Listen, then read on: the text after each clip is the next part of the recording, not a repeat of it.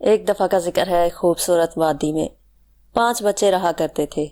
ان کے نام تھے علی، زارا، فاطمہ، عمر اور ریحان۔ یہ سب نہ صرف پڑوسی تھے بلکہ پکے دوست بھی تھے۔ ان کا ماننا تھا کہ سچی دوستی ہی دنیا کی سب سے بڑی طاقت ہے۔ ایک دن وہ سب پہاڑی کے پار کھیلنے نکلے۔ چلتے چلتے انہیں ایک چھوٹا سا پرانا بازار دکھائی دیا، جہاں ایک سنہری تختی پر لکھا تھا جادوئی چیزیں، صرف بہادر بچوں کے لیے۔ حیرت اور جوش کے ساتھ وہ دکان میں داخل ہو گئے۔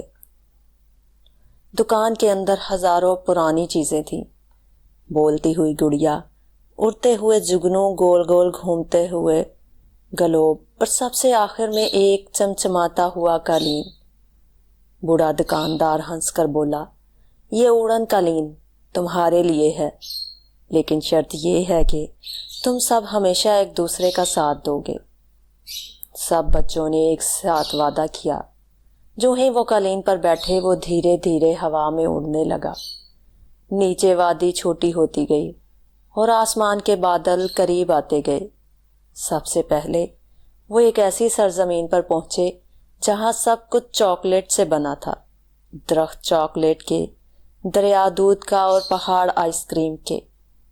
وہاں کے بادشاہ کنگ کینڈی نے ان کی مہمان نوازی کی اور ایک راز بتایا، تمہارے قالین میں 5 جواہرات چھپے ہیں، ہر ایک خوبی کی علامت ہے، دوستی، ہمت، سچائی، رحم دلی اور عقل۔ وہ ایک صحرا میں جا پہنچے جہاں باتیں کرنے والے اونٹ اور ریت سے نکلنے والے جن رہتے تھے۔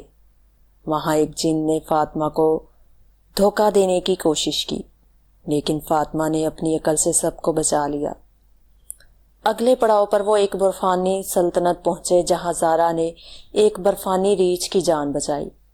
ریچھ نے بدلے میں انہیں سچائی کا نیلم دیا۔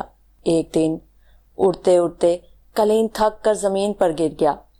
بچوں نے مل کر قالین کی مرمت کی اور دوستی کی طاقت نے اسے پھر سے زندہ کر دیا۔ آخر کار جب 5 جواہرات جمع ہو گئے، قالین نے چمکنا شروع کیا اور بچوں کو واپس ان کے گاؤں لے آیا۔ مگر اب وہ صرف عام بچے نہیں تھے، وہ جادو کے دوست کہلائے جاتے تھے۔